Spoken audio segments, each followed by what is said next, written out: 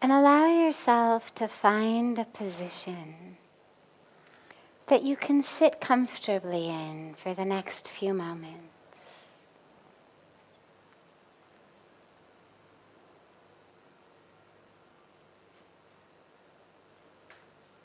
And as the body becomes stable and balanced, allow the awareness to pull inward.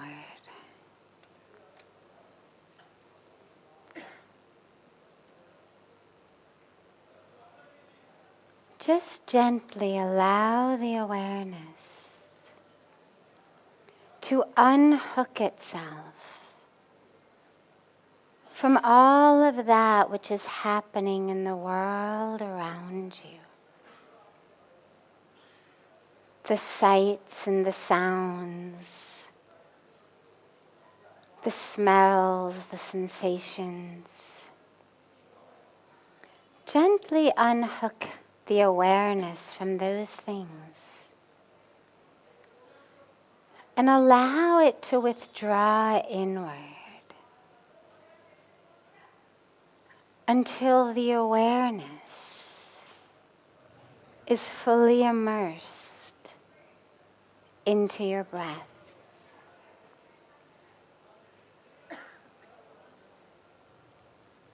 And don't try to change the breath. Just allow that awareness to fully immerse itself into the flow of the breath.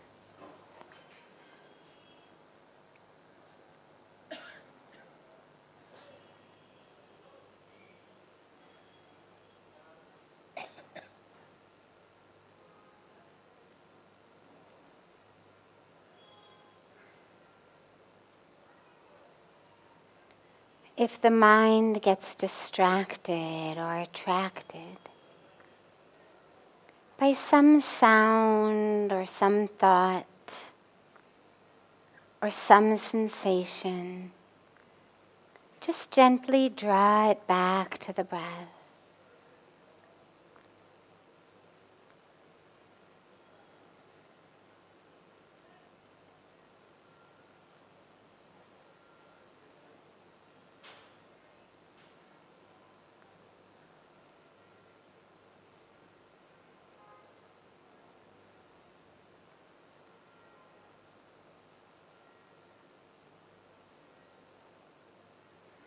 And as the awareness is merged into the breath,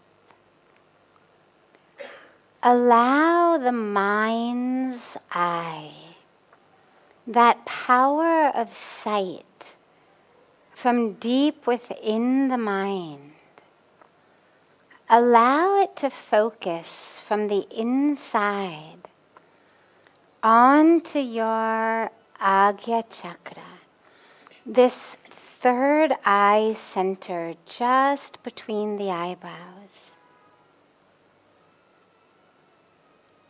Allow that power of sight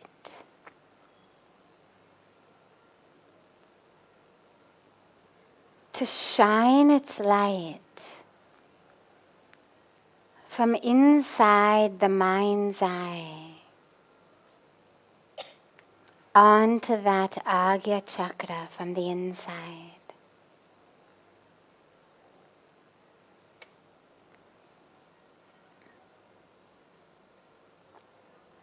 And as you feel that power of sight pouring into the third eye, don't force anything. Don't allow yourself to be distracted in thought or yearning, but simply allow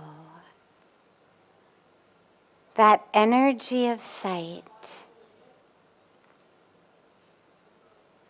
to pour into the third eye.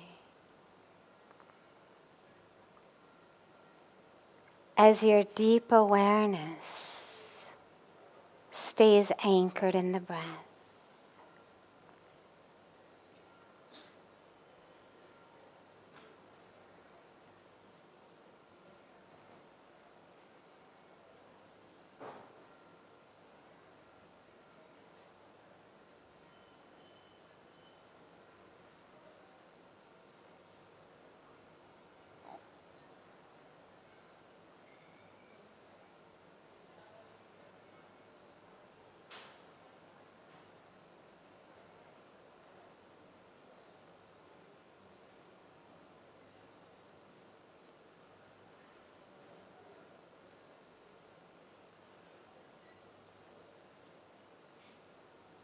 If the mind wanders, just bring it back. Back to the breath.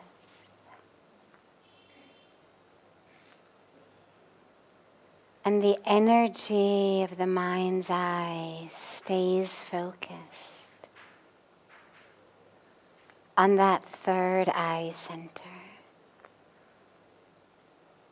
So that with that energy of attention and intention, that energy center starts to open.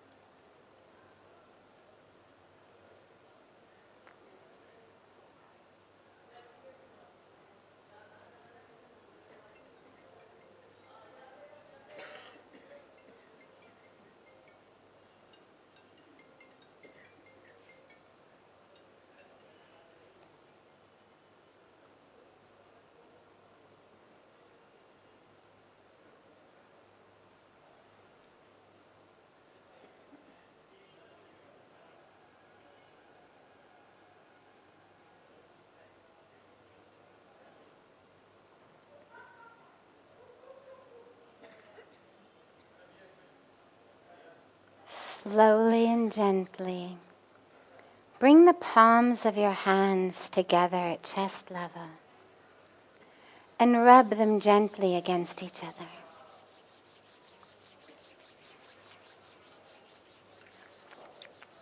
Slowly press the palms of your hands into your closed eyes.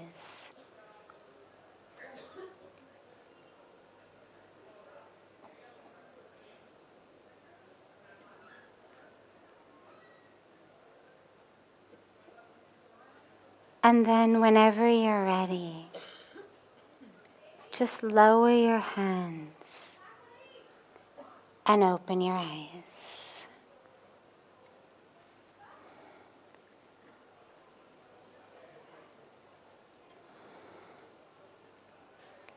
Welcome to Satsang.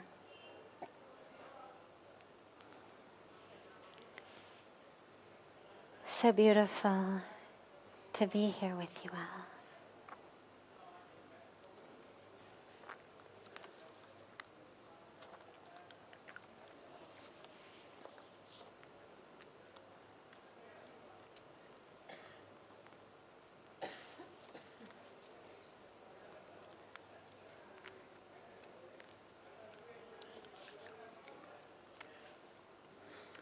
I want to be a sadhu and let go of everything that I have now.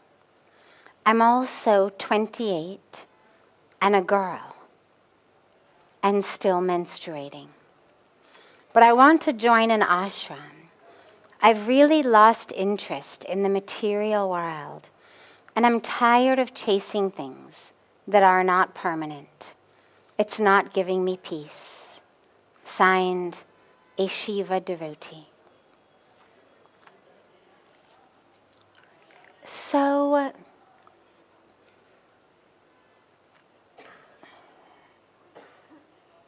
your intention is beautiful.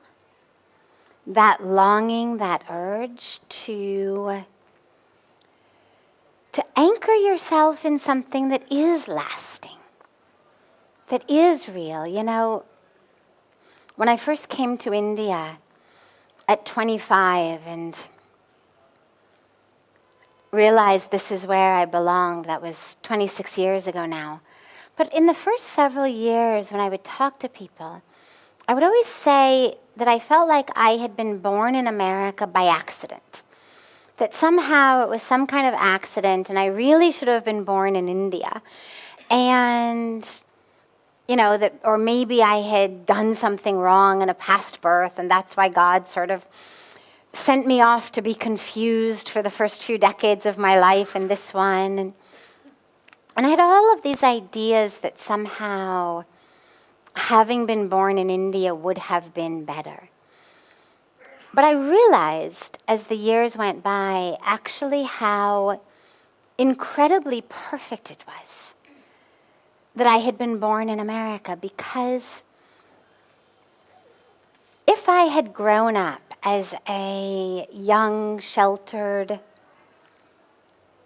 girl in India, I come from a beautiful family, an amazing family of a lot of privilege, a lot of opportunity, a lot of caring and sheltering in many ways. And if that had been an Indian family rather than an American family,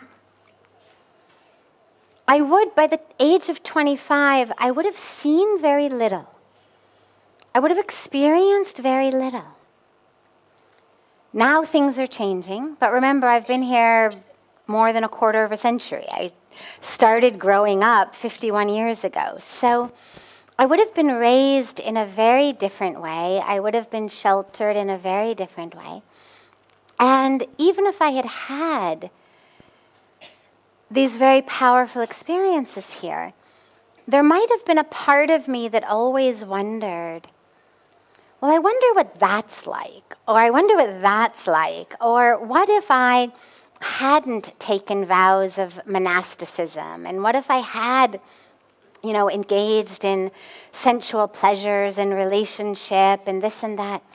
And there probably would have been in my mind always some kind of question of, I wonder what that's like. I wonder what that's about. Maybe I made a wrong decision. And I realized how incredibly perfect it was that I actually had grown up in America and in LA, where by the age of 25, I had seen so much. I had done so much. I had experienced so much that when I decided to take vows of renunciation, I knew that I never was going to wonder, God, I wonder what that's like or this is like, because I had actually experienced all of those things. And when we experience what we call the world of samsara, that never-ending cycle of, illusion and yearning and desiring and aversion and grabbing, and when we live in that,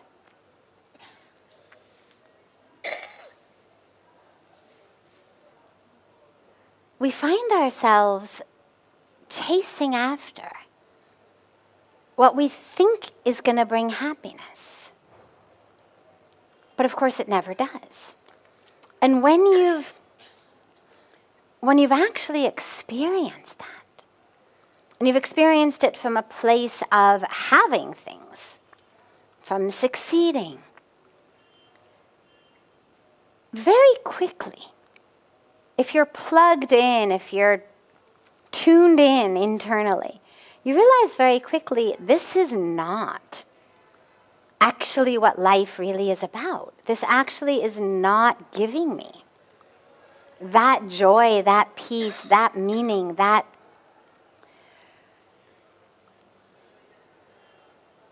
sense of fulfillment that I'm looking for. And so as the beautiful questioner, who's only 28, but growing up in a new India, or maybe she's not in India, maybe she's a Shiva devotee somewhere else, but she's, as we say, seen it, done it, been there. And when we have, it's very beautiful to realize, okay, I don't want to waste any more time. I don't want to waste any more energy running after things that are not what's going to give me the real peace, the real meaning, the real joy. So, to a Shiva devotee, it's beautiful that you think like that. Ashrams are wonderful places. They are, of course, challenges as well. You know, sometimes people say, well, I'm tired of the challenges of the world. I want to come join an ashram. And I always say, well, you're just going to exchange one set of challenges for an entirely different set of challenges. An ashram is not a place that's devoid of challenges because challenges are in our mind. It's not the outer world that actually creates challenges. And wherever you bring yourself, there you are. So as long as you've got tendencies toward anger, tendencies toward jealousy, tendencies toward grabbing or aversion or ego or judgment or competition or lust or greed or all of the different, I don't like the word vices. It sort of implies that we, deserve to be locked up somewhere. They're tendencies of the mind. And they're tendencies that take us in a direction that we don't want to go in. So if you've got those tendencies of mind wherever you are, whether it's in a big city, whether it's lying on a Caribbean beach, or whether it's in an ashram, if your mind is there, you're going to still struggle with it. There's always going to be opportunities to feel angry, to want to grab, to want to push away, to compete, to judge, to have the ego play its games. So the ashram is a different kind of crucible in which you get burned, literally, in a whole different way. But in that burning, you get purified. It's like when a potter makes ceramics on a wheel and then they stick it in the kiln. And in that kiln, it gets fired and finished. So, by all means, you are welcome in ashrams, and I would hope that most ashrams would welcome women, even young women. There's certainly no rule that says thou shalt not join an ashram until, you've gone through menopause.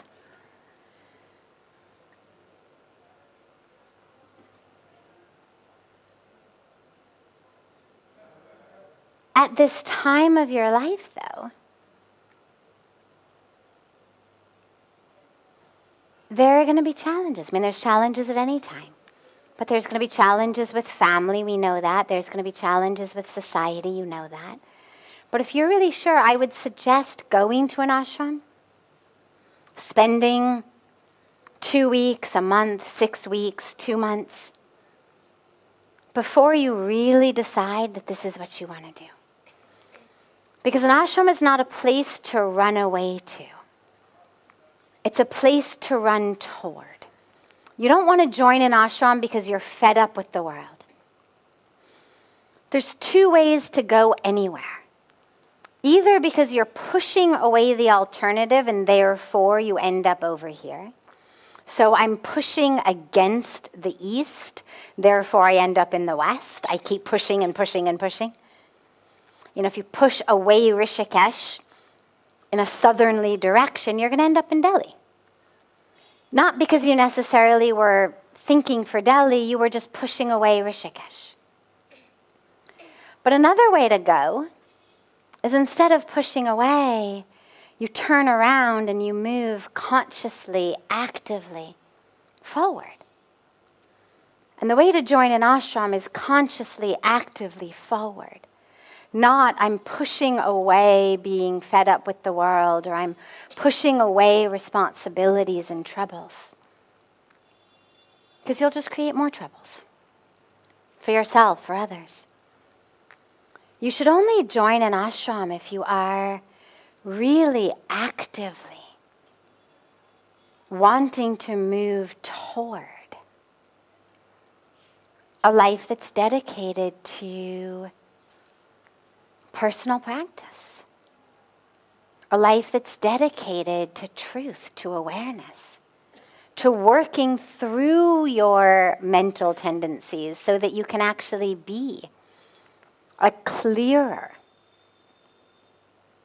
purer, not in the sense of the soul, but in the sense of the vehicle, instrument in the hands of the divine. And if that's what's pulling you, then by all means, come. And don't let the fact that you're a girl or menstruating or 28 stop you. You know, I find myself going to a lot of events that I wouldn't ordinarily necessarily go to. Your type of events where there's lots and lots and lots of religious leaders on a stage with one theme and everybody gets to speak for, 2 minutes or 3 minutes. And I find myself going to those that I wouldn't necessarily ordinarily go, but I go because I know I'm going to be the only woman on the stage. And then if I don't go, there won't be a woman on the stage. And I go so that if a young woman like this, or any woman or any girl, is watching this event in person or online, and she thinks that spirituality isn't for her because she's a girl, that she would see me and say, oh, I guess it can be for me too. I guess there is a place for me too. So do not feel that as a woman,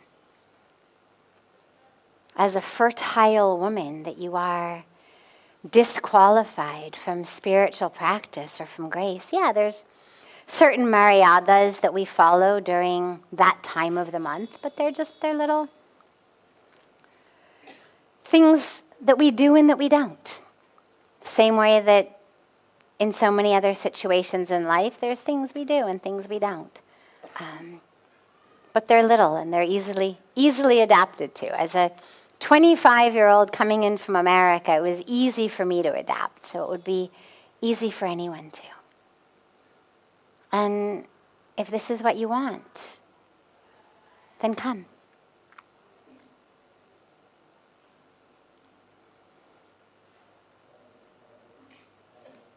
Other questions? Yeah, raise your hand. He'll bring you a microphone and then everyone can hear you. So it seems like it was really smooth for you. You didn't find challenges to adapt here at 25? Absolutely there were challenges. Excuse me if I misspoke that there were no challenges. What I mentioned was that adapting to the rules around what you can and can't do when you're menstruating were not such a challenge. Those were pretty easy. Don't touch this. Don't go here. I mean, it was easy. There were a lot of challenges. Some of the challenges had to do with adaptation, as in things were completely different than what I was used to. And some of the challenges had nothing to do with cultural adaptation and everything to do with the mind of my own ego. As I was saying to the woman who asked the earlier question, just because you decide to join an ashram, just because you may have, as I had, a deeply powerful, transformative experience of spiritual connection, of awakening, of whatever word you may use to describe it, that does not mean you're done. Sadly, it doesn't mean that in that moment, every mental habit, every sanskara, every programming, every aspect of your psyche suddenly gets washed away and, you are anger-free and desire-free and ego-free. It would be great if a deep spiritual experience were that kind of a package deal. It's much more such a powerful experience of the truth that it transforms how you understand yourself, and therefore it becomes that which you always want to get back to experiencing. But yeah, I remember I had been here, I don't know, maybe a year or so, approximately, give or take a few months. And someone said something, not directly to me, but to someone else that got back to me. And I was really upset, like, worked up, really upset, in a sort of how dare she type of thing. And I finally took it to Pujya Swamiji, because I was suffering. I didn't take it to him as a story of like, she did this, but I took it to him as in, I'm suffering. My peace is nowhere to be found because I'm so stuck in this mental game of what I've been told, so-and-so said.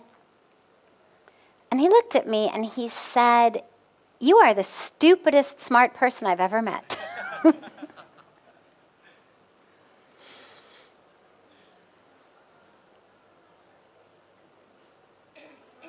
When I first met him, I was shocked to discover that he even knew what Stanford University was. I mean, I had no idea that he was this very famous, internationally beloved and revered leader. I had no idea.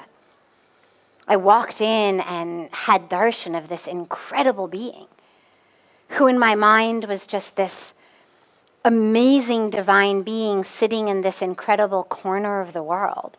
The fact that he also traveled to America and had founded temples, and I had no idea. So when I found out that he actually knew what Stanford was, and he knew what a PhD meant, and he knew all of these things that seemed to me to be from such a totally different world, I was really shocked. But yeah, so he says to me, you are the stupidest smart person I've ever met. He said, how could you be that smart and be this stupid?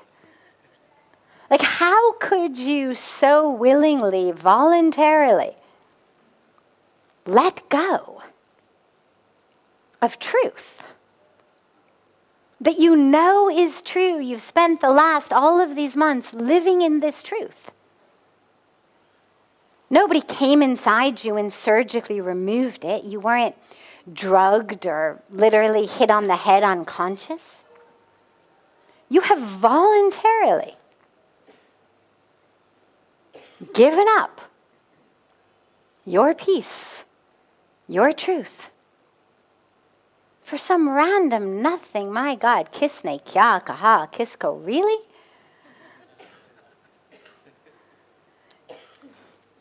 And as I've found with him over the years, when he simply in these one-liners points out the truth, all of the illusion just dissipates in that moment. And so him just saying that made it go away. But yeah, I mean, and that was, I would love to say, yeah, that was the last time anything like that happened. But it wasn't. It wasn't even close. So there's lots of challenges, whatever path in life we choose, because the mind is always there. And so whether it's the mind having, cultural issues, which actually by God's grace, adapting to the culture was really easy. Really, really, really easy for me. Really by God's grace, that came really easily. But adapting to working with my mind, adapting to having a guru who is a mirror of truth, and not an aider and abetter of the games of my own psyche? You know, we get so used to having people in our lives literally be enablers of our own way of thinking. Yeah, of course you should be upset. My God, kya samajhte aap apne aap ko? Chalo main baat karunga. Right? I mean, so many people in our lives, meaning well, aiming to make us happy, aiming to make us feel supported, actually are just enablers of our own disease. But having a guru who was not an enabler, who was not going to sit there and say, oh yeah, oh, you poor thing, that was such a mean thing for her to say. You know, come here and cry in my lap. I mean, he was not going to go there. And those were challenges. Because when you're used to having had your ego stroked and massaged, and so the challenges were much more that. Being celibate is a challenge. Being a disciple is a challenge. Being a woman in essentially a man's world is a challenge. But those are the types of challenges that whatever path we choose in life, there's choices that we have to make. And we always have to adapt and learn and change. I mean, that's what life's about. It's about growing into the choices that are right for you, whether you choose a path of monasticism or you choose a path of marriage. Either way, it's a lot of challenges. There's a lot of adaptation. There's a lot of working with your ego, working with your patterns. But to say, well, I don't want to be a monastic, but I also am not going to get married because I don't want either. Janjit mein nahi padna hai. Well, then you lose on some level the opportunity to actually work with the ego on that deep level. And it doesn't mean that you have to actually take official vows of renunciation. But there needs to be, I think, in our own lives, not hanging out in limbos, where we do make choices, we do make decisions, we move forward on a path that calls to us, that speaks to us, that feels like our dharma, even when it's full of challenges. Because in those challenges are when we have the opportunity to learn, really learn, and open ourselves up. When I remember, tying a sari was a challenge. And when I first came, I decided I loved how saris look, and I was going to learn to tie a sari. And if hundreds of millions of Indian women, many of whom were totally illiterate, could do it every day, well, I was going to figure out how to do it. And I tied them very badly. And I found myself, as I would walk through the ashram, through the street, through different places, that random women would come up to me and fix my sari. And I remember the first time it happened, I was actually walking through the marketplace, like up toward Ramjula, and this random woman came up to me, and when I first used to wear saris, instead of doing it like this, I did, the full-on folded way, and then you safety pin it up. And she comes up to me, and she literally sticks her hands in here and pulls at my pleats and fixes them, and then sticks her hand in here into my blouse and fixes these, and then sort of assesses me and walks on. And I stood there like I have been assaulted. I have been violated, like that woman just stuck her hands in my underwear. I don't know her, she didn't ask. And I held on to that for several hours, just kind of moving through the world with this relatively mild form of PTSD, but, nonetheless, PTSD anyway, of I can't believe it. And a few hours later, I finally realized that woman actually did to me exactly the same thing that she would have done to her daughter if her daughter was walking out of the house in a very badly tied sari. And that rather than being assaulted and violated, I had actually just been adopted. And that if I could shift my own mindset from feeling like I'd been violated to feeling like I'd been adopted, living in India was going to be much easier. Because as you know, there isn't the same sense of personal space like we have in America. If you've tried to sit in the Ganga Aarti anytime recently, right, you realize, especially when things are really crowded, that which to those of us from the West feels like my space, to an Indian looks like a whole other place for a whole other person. And you'd be sitting down next to somebody who was, say about kind of the distance between me and this pillow. And to me, I've just got enough space between me and the two people, on both sides of me. And then someone would come down and think that this was a space. And their knees are in my lap. And again, it's the same situation.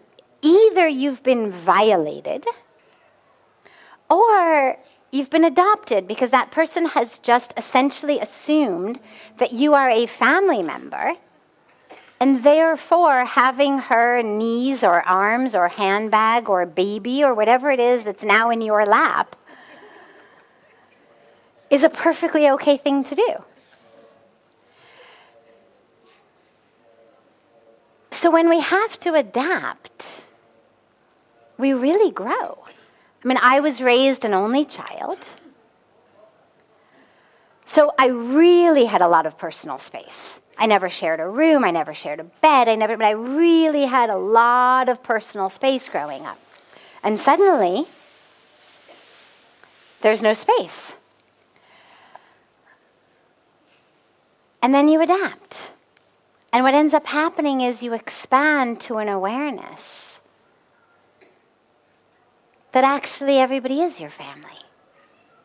And how beautiful. And the fact that everybody says, bye or Ben or Didi or Chacha or whatever they say next to your name. That you're the sister or the brother or the aunt or the uncle. That's really how the culture operates. So all of the challenges, monkeys in the trees, for example, package deal of life in India. You adapt. Yeah, cows, whatever it may be. And in the adaptation, you realize that you're not actually nearly as fragile as you thought you were. That actually you don't really need quite so much space. That you don't really need things to be quite exactly as you want them to be. And that there's a way of letting go into the flow of the universe. Yeah. Other questions?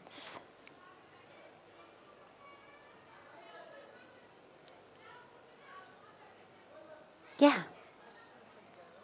Just one sec. It was a question from Sattva for Joe about the rise of the divine feminine. Ah, yes.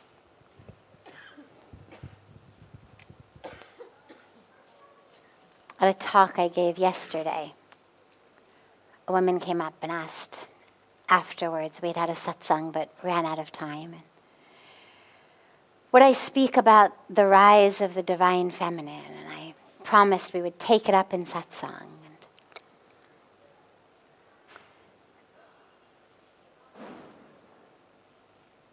There's always been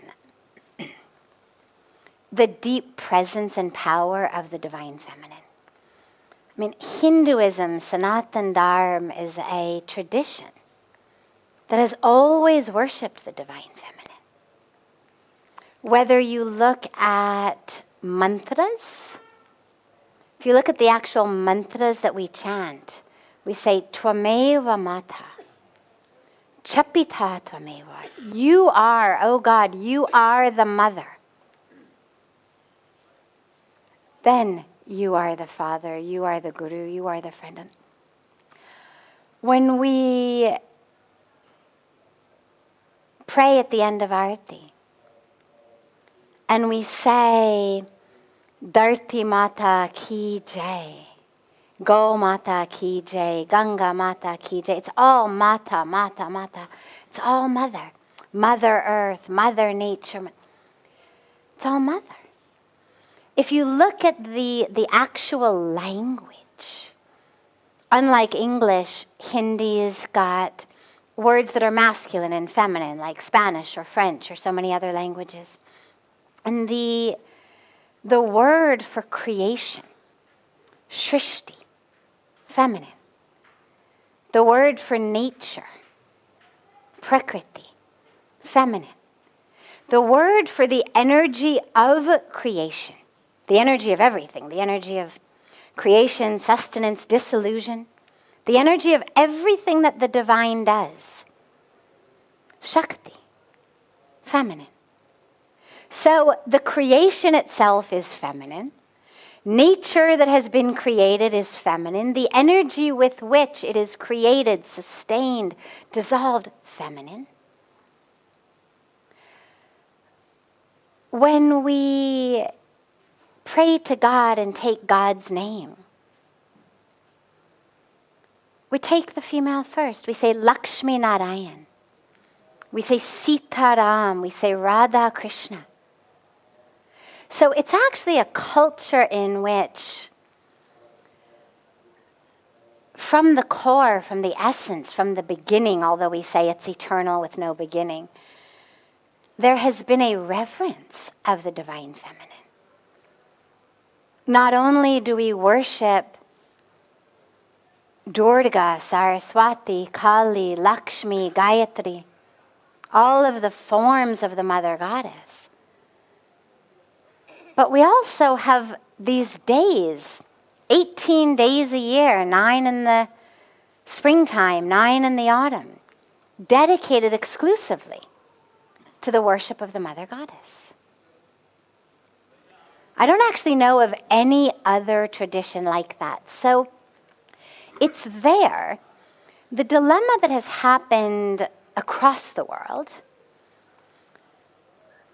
over, I don't know whether it's been hundreds or thousands of years. I'm not a sociologist or historian in this way or anthropologist in this way. But I would imagine that it's been, and I'm just guessing here, but I would imagine that it's been since days of hard labor work where it wasn't something that women could necessarily do as well as men. That there's been perhaps a sense of not just division of labor, but that which over time became more of something that's seen as a hierarchy. It's better if you are a man because then you can do this. And if you're a woman, you can't, and therefore that is lesser. I would imagine that that has creeped into our society around aspects of that. But again, I don't know. I don't know how or when it arose. But I know that it's not part of the core teachings. What's happened over the last many, many, many decades, but even going back going back even before the last century, where with women getting the right to vote, is there have been movements. There have been movements around equality. There have been movements around, whether we say feminism or whatever word we may use, but words around the awareness that this actually isn't right, and it's not right in society. And slowly, slowly, slowly, we're seeing change. And as we're seeing change in our societies, we're seeing also change in how people worship spiritually. Now again, this is not true with ancient and indigenous traditions. It's not true in Hinduism. They've never stopped worshiping the divine feminine. It's not true in the indigenous religions anywhere in the world. But in our more, Western societies, culture meets religion, where there's been suppression and subjugation and oppression, as women are rising in society, simultaneous to it, and I don't know if it's causational or they just go together, there's been also a beautiful rise in people looking for an aspect, an embodiment of the divine that is feminine. And that's beautiful. Because here's what's interesting. The divine feminine is not only present in the bodies of actual females. It's present in everyone. So when we talk about the need for the rise of the divine feminine, it's not just a rallying call for women of the world unite. It's a rallying call to recognize the power of that Shakti, of that feminine energy that exists in all of us. Maybe it's a little bit more available, pronounced, accessible in women, but not always. There's a lot of men who are deeply connected to their divine feminine, a lot of women who are not. Because the divine feminine energy is an energy that is not only different, but it's an energy that's critical. And so we are great proponents of worship of the divine feminine, both from a spiritual level, in terms of prayers and pujas and ceremonies and whatnot, but also in terms of the actual women and girls in human bodies here on earth as embodiments of that. And so the work around gender equality, around empowerment, around all of that for women. Because they do go hand in hand. As we remind people every Navaratri, when you worship Mother Durga, Ma Durga or Ma Saraswati, Ma Lakshmi in the mandir, and then you come home and you abuse your wife or your daughter or your sister or the women in your company or the women in the community, do you really think that the Mother Goddess is answering your prayers? Do you think that Ma Durga is saying, oh, wow, great puja?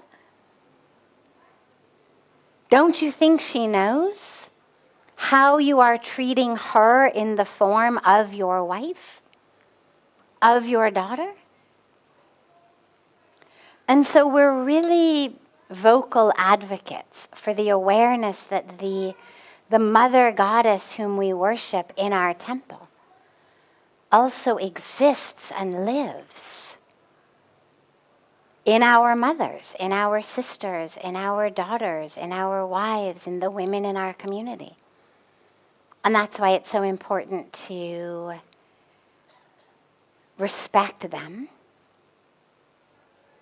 to honor them, to celebrate them, and to celebrate differences. Not to celebrate their ability to become like men, not to celebrate their right to be like men, but to celebrate the women that they are and how that's different from what our men give us. So yeah, it's happening. It's happening spiritually and it's happening in the world. But it definitely needs all of us together.